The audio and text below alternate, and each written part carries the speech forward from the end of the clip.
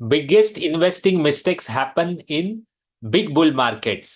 ये मेरा स्टेटमेंट है और आज का वीडियो इसके ऊपर पूरा बेस्ड है।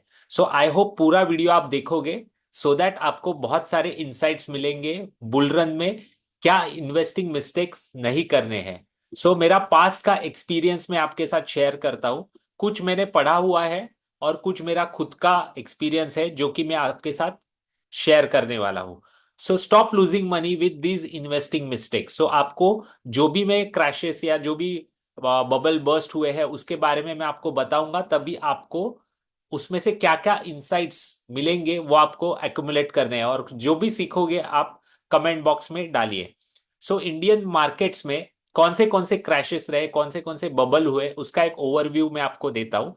1865 जब भी Bombay stock exchange exchange establish नहीं हुआ था, वो टाइम मैनुअल ट्रेडिंग होता था फिजिकल शेयर्स का, और मैनुअल ट्रेडिंग होता था, मैनुअल मैचिंग होता था बोरोवर और लेंडर का, सॉरी, बोरोवर एंड सेलर का। सो वो टाइम पे एक क्रैश हुआ था और बहुत इंटरेस्टिंग स्टोरी है। उसका बैकग्राउंड ऐसा था कि अमेरिकन सिविल वॉर का रिजल्ट क्या आएगा उसके ऊपर बेस्ड, मतलब जैसे करंटली ट्रम्प आने के बाद क्या क्या पॉजिटिव हो सकता है उसके ऊपर, जैसे इंडिया में मार्केट ऊपर नीचे होता है वैसे ही वो टाइम पे अमेरिकन सिविल वॉर का रिजल्ट्स क्या आएगा उसके ऊपर बहुत लोगों ने पॉजिटिव विचार रख के शेयर्स खरीदे चालू कर दिए थे। सो एक बैगबे मुंबई में एक वो टाइम पे बॉम्बे एरिया में एक कंपनी थी बैगबे नाम की। सो यहाँ पे एक मुंबई में एरिया भी है बैगबे नाम का। सो वो बैगबे नाम के कंपनी का शेयर्स बहुत ज्यादा बढ़ गए थे, मतलब इतने कि अगर मेरा नॉलेज सही है, मैंने सही से पढ़ा है तो 200 रुपए का स्टॉक 10,000 रुपीज का हुआ था, ऐसे कुछ इतना बड़ा रैली उसमें हुआ था।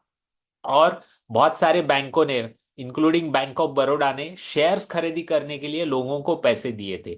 और वो टाइम पे फ्यूचर कॉन्ट्रैक्ट्स भी होते थे, जैसे अभी फ्यूचर्स एंड ऑप्शंस होते हैं वैसे। सो लोगों ने लोन लेके पैसे इन्वेस्ट किए थे स्टॉक्स में, और मार्केट क्रैश हो गया आफ्टर सिविल वॉर का एंड होने के बाद। और बॉम्बे की, मतलब वो टाइम उसको बॉम्बे बोलते थे मुंबई को, बॉम्बे की पॉपुलेशन 21% कम हो गई ड्यू टू ये जो स्टॉक मार्केट का बबल बर्स्ट होने की वजह से। सो बहुत इंटरेस्टिंग स्टोरी है, इसके ऊपर आप पढ़ सकते हो 1865 क्रैश। सो लेसन क्या है? सो कभी भी पैसा उधार लेके इन्वेस्ट नहीं करना है, ये लेसन इसमें से आप सीख सकते हो। 1982 में क्रैश हुआ था, जो वो टाइम पे इतना इवॉल्व नहीं था इंडियन मार्केट। सो बंगाल की एक कार्टेल थी जिसने रिलायंस का शॉर्ट किए थे, रिलायंस के स्टॉक प्राइस कम करने के लिए शॉर्टिंग हुआ था वो टाइम पे, जिसके वजह से रिलायंस के स्टॉक में एक क्रैश आया था 1982 में। इसके बारे में इतना ही इंफॉर्मेशन मेरे पास है। लेकिन 1992 से, मतलब मैं वो टाइम पे छोटा था, सो बहुत सारी चीजें मैं रिकलेक्ट कर सकता हूँ क्योंकि मेरे फादर वो टाइम पे शेयर में इन्वेस्ट करते थे और हमारे घर पे एवरी नाइट, मुझे जितनी मेमोरी मेरी है, ब्रोकर्स आते थे क्योंकि वो टाइम पे ऑनलाइन नहीं था, सब फिजिकल फॉर्म में होता था। तो मेरे फादर की और वो ब्रोकर की जो चर्चाएं होती थी उसमें से काफी सारी मुझे आज भी रिकलेक्ट है, होती है। आपने वो स्कैम 1992 देखा रहेगा। सो हर्षद मेहता स्कैम था, एसीसी का स्टॉक 200 रुपए का 9,000 हो गया था। अंबुजा सीमेंट, माजदा लीजिंग करके एक कंपनी थी, 8 रुपए का स्टॉक 1250 हो गया था इन मैटर ऑफ 3 मंथ्स। सो ये सब वो टाइम के हर्षद मेहता स्टॉक्स ऐसे गिने जाते थे। और वन फाइन डे, मतलब 20 अप्रैल 1992 को क्रैश आ गया और बहुत सारे इन्वेस्टर्स ने अपना पैसा खोया। फिर एक उसका इम्पैक्ट क्या हुआ आप सोचिए। 28 अप्रैल 1992 को जो सेंसेक्स का लेवल था वो वापस आने के लिए ऑलमोस्ट 11 साल लग गए सेंसेक्स को, याद रखिए ये चीज। सो वो इम्पैक्ट था ये हर्षद मेहता स्कैम का। 1994 का आईपीओ, ये मैं कहूंगा इंडिया के हिस्ट्री का, मतलब मॉडर्न फाइनेंशियल मार्केट्स के हिस्ट्री का सबसे बड़ा बिगेस्ट बबल है, ऐसा मैं कहूंगा। ऐसा मैं क्यों कह रहा हूं, तो इसमें दो घटनाएं बहुत इंटरेस्टिंग है जो कि मैं रिकलेक्ट कर सकता हूँ। 1990, मैं छोटा था वो टाइम पे, लेकिन 10 साल का ही था, लेकिन मुझे याद है आज भी। मॉर्गन स्टैनली ग्रोथ फंड नाम का एक एनएफओ आया था म्यूचुअल फंड इंडस्ट्री में वो टाइम पे। एक ग्लोबल ब्रांड आया है और उसने म्यूचुअल फंड का एनएफओ लॉन्च किया है। सो वो टाइम पे म्यूचुअल फंड इतना अवेयर नहीं था जैसे आज के टाइम पे। सो कुछ तो एक once in a life time opportunity है, ऐसे लोगों को लगा था। सो 15 ईयर्स का क्लोज एंडेड फंड था ये। मतलब आप पैसे डालो, 15 साल के बाद आपको वापस मिलेंगे। सो इन्होंने अनाउंस किया था, एडवर्टाइजमेंट किए थे कि 300 करोड़ कलेक्ट करेंगे एनएफओ में। लेकिन लोगों को ऐसे लगा कि ये once in a life time opportunity है, तो येलो कलर का फॉर्म हुआ करता था। वो फॉर्म भर के मेरे फादर ने भी उसमें इन्वेस्ट किए थे। लाइन लगाया था लोगों ने ऑफिस के बाहर उनके इन्वेस्ट करने के लिए, और इन्होंने कलेक्ट किया था टोटल 1000 करोड़। आप इमेजिन कीजिए 1000 करोड़ वो टाइम पे 1994 में। आज बहुत सारी कंपनियां एनएफओ लॉन्च करती है, 1000 करोड़ नहीं कलेक्ट कर पाती है, लेकिन ये फिगर्स है 1994 के। To cut the story short, जब ये एनएफओ ओपन हुआ 20% डाउन से इसका एनएवी, मतलब 20% डाउन एनएवी ओपन हुआ। और ऑलमोस्ट 10 ईयर्स तक ये 26, मतलब 26-27% उसके जो ₹10 का एनएवी था उससे नीचे ट्रेड कर रहा था। मॉर्गन स्टैनली ने सेबी से स्पेशल परमिशन ली थी, क्योंकि जी इसमें क्लोज एंडेड फंड था तो आप बेच नहीं सकते थे। सो सेकेंडरी मार्केट में, मतलब शेयर मार्केट में आप बेच सकते, तो बेच सकने का परमिशन सेबी से इन्होंने लिया था। सो अगर बेचना है, 10 साल तक इन्वेस्टेड रहने के बावजूद भी 26% डिस्काउंट के पे इसके एनएवी ट्रेड कर रहे थे, आप इमेजिन कीजिए। और फाइनली 2013 में मॉर्गन स्टैनली ने एचडीएफसी म्यूचुअल फंड को अपनी कंपनी बेची। इन्वेस्टर ने ₹1 नहीं कमाया, और लेकिन मॉर्गन स्टैनली ने बहुत प्रॉफिट बनाया। सो ये one of the biggest bull run है, बबल्स है इंडियन मार्केट का। और वही 1994 से लेके 1996, ये ड्यूरेशन में 4000 कंपनियां इंडियन स्टॉक मार्केट में लिस्ट हुई है। उसमें से एक एचडीएफसी बैंक है, एसबीआई बैंक उसमें से ही एक है, इन्फोसिस उसमें से ही एक है। लेकिन आज आप देखिए वो 4000 में से कितनी कंपनियां एग्जिस्टेंट है। सो लॉन्ग टर्म इन्वेस्टिंग, लोग बोलते हैं लॉन्ग टर्म बने रहो, बहुत पैसा बनता है। बनता है, लेकिन सही चीज में आप लॉन्ग टर्म में बने रहो तो बनेगा। रैंडमली आप बने रहोगे तो नहीं बनेगा। सो ये बहुत इंटरेस्टिंग स्टोरी है। उसके बाद डॉट कॉम बबल, जिसको टीएमटी बबल भी बोलते हैं। सो वो टाइम पे अगर आपको याद है, Y2K, Pentamedia software, DSQ software, Himachal Futuristic, Global Tele, ये बहुत बूमिंग नेम थे। एवरीडे न्यूज़पेपर में इसके ऊपर आर्टिकल्स आते थे। वो टाइम पे आज के जैसे सीएनबीसी वगैरह नहीं थे। सो पेपर में इसके ऊपर लिखा हुआ आता था। जिन्होंने भी इसमें इन्वेस्ट किया बहुत पैसा गवाया, क्योंकि आज ये कंपनियां है भी कि नहीं मुझे नहीं पता, आपको पता है तो कमेंट बॉक्स में डालिए उसका शेयर प्राइस कितना है। ऐसी स्टोरी है, मैंने एक्चुअल फिगर्स नहीं देखे हैं, लेकिन 2000 के पीक पे, 2000 में इन्फोसिस का जो पीक था उसमें अगर आपने इन्वेस्ट किया होता इन्फोसिस के स्टॉक में, टिल 2015 आपने सिर्फ 4% या 5% के रिटर्न्स बनाए होते। 15 साल इन्फोसिस जैसे कंपनी में इन्वेस्ट करके भी आपके रिटर्न सिर्फ 4 से 5% बनते। सो ये होता है। सो सीख क्या है इसमें? सो सीख ये है कि कभी भी आपको जो मार्केट का फ्लेवर है उसमें नहीं इन्वेस्ट करना चाहिए, रादर देन ऐसी बहुत सारी सस्ती चीजें मिलती है मार्केट में वो टाइम पे जहां पे आप इन्वेस्ट कर सकते हो। 2003 to 2007 infrastructure boom in India, सबसे biggest bull market in India. आज का जो बुल मार्केट है लास्ट 3-4 साल का, उसके सामने आप कंपेयर करोगे तो ह्यूमंगस, मतलब सेंसेक्स ऑलमोस्ट 4000 से लेके 22,000 का हाई किया था सेंसेक्स ने 4 साल में, 3-4 साल में।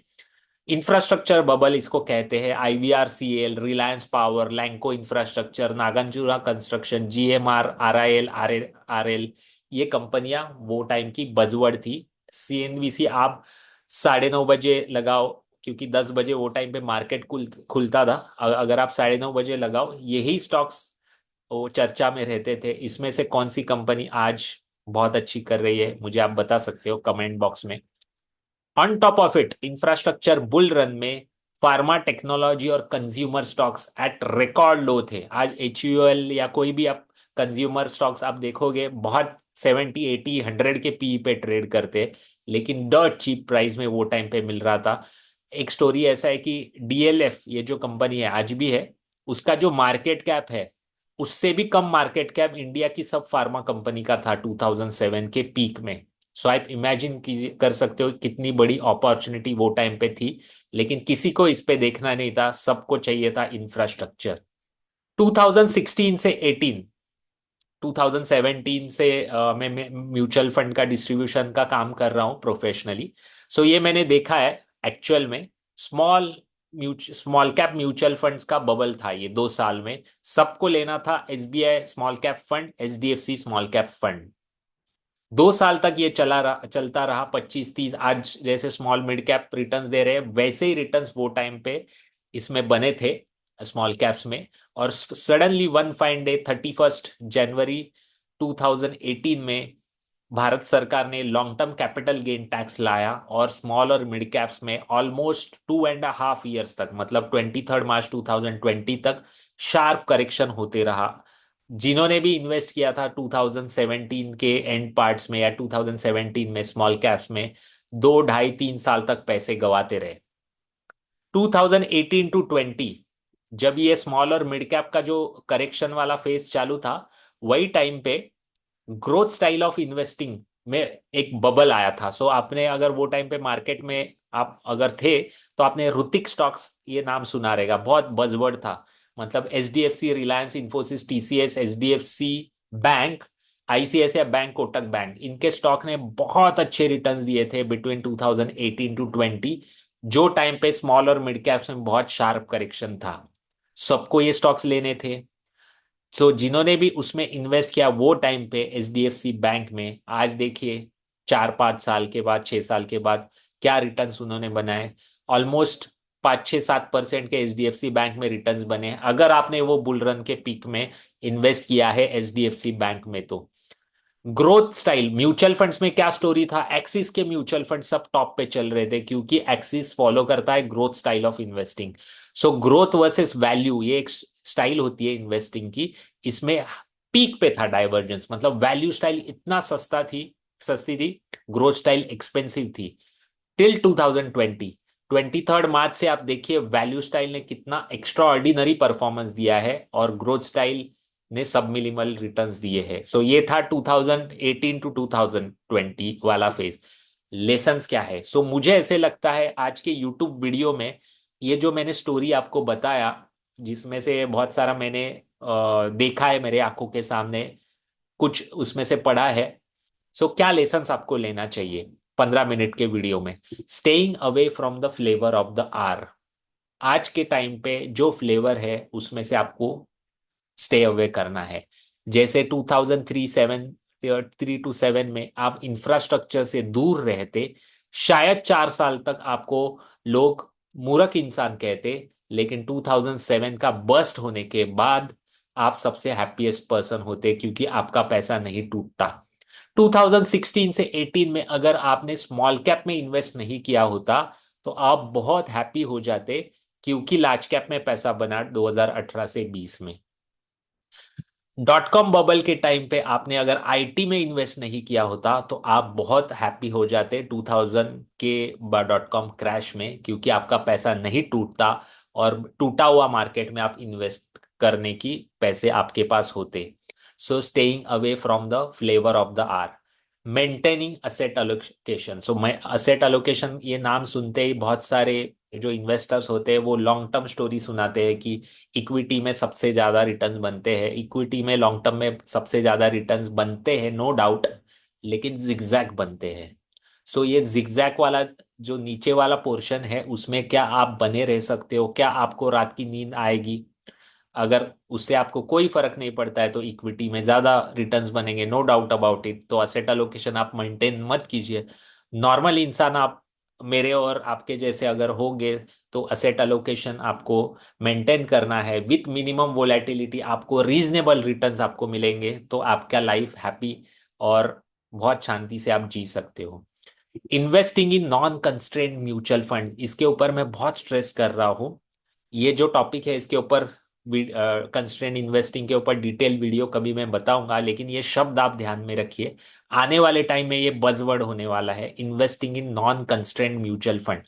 फंड मैनेजर के ऊपर कुछ कंस्ट्रेंट नहीं होना चाहिए। जैसे स्मॉल कैप का बूम है तो स्मॉल कैप में इन्वेस्ट करो, मिड कैप लार्ज कैप का बूम है तो लार्ज कैप में इन्वेस्ट करो, डिफेंस का बूम है तो डिफेंस में करो। ये चॉइस फंड मैनेजर के पास होना चाहिए स्कीम में। ऐसे ही म्यूचुअल फंड्स में आपको इन्वेस्ट करना है अगर आपको लॉन्ग रन में हैप्पी इन्वेस्टर बनना है और रोज रात को शांति से सोना है तो। सो ये 3 लेसन्स है मुझे ऐसे लगता है। सो अभी आने वाला एक टाइम है जो मोदी जी ने कहा है बजवर्ड अमृतकाल। सो अमृतकाल इन्वेस्टिंग में अगर आपको शांति से सोने वाला पोर्टफोलियो बनाना है, सो मेरा एक वेबिनार है 21 दिसंबर 2024 को, सैटरडे को, future proof wealth build an all weather portfolio for Amritkaal. So इसमें मैं 3 investing mistakes you should avoid at all cost, इसके ऊपर मैं बात करने वाला हूँ। 4 principles of building all weather mutual fund portfolio, specifically mutual fund. और मैं 5 ऐसे म्यूचुअल फंड के स्कीम्स बताने वाला हूँ, जो मैं नॉन कंस्टेंट म्यूचुअल फंड्स की बात कर रहा हूँ, जो कि at any point of time उसमें आप इन्वेस्ट कर सकते हो और शांति से सो सकते हो और अच्छे रिटर्न्स भी पा सकते हो। सो अगर आपको ये वेबिनार अटेंड करना है, फ्री वेबिनार है, कोई कॉस्ट नहीं है, तो आपको जो रजिस्ट्रेशन लिंक है वो मेरे व्हाट्सएप ग्रुप में मिलेगी। सो व्हाट्सएप ग्रुप का लिंक मैंने डिस्क्रिप्शन बॉक्स में डाला है। सो एवरी सैटरडे संडे मेरे फ्री वेबिनार्स होने वाले हैं अलग अलग टॉपिक्स के ऊपर, वो आप ज्वाइन कर सकते हो, लेकिन रजिस्ट्रेशन लिंक मिलेगी मेरे व्हाट्सएप ग्रुप में, वो आप ज्वाइन कीजिए। कमेंट डिस्क्रिप्शन बॉक्स में जो लिंक दी है उसके ऊपर क्लिक करके। सो आई होप आपको ये वीडियो अच्छा लगा होगा, इंटरेस्टिंग लगा होगा। सो लाइक कीजिए, शेयर कीजिए और सब्सक्राइब कीजिए। Thank you very much.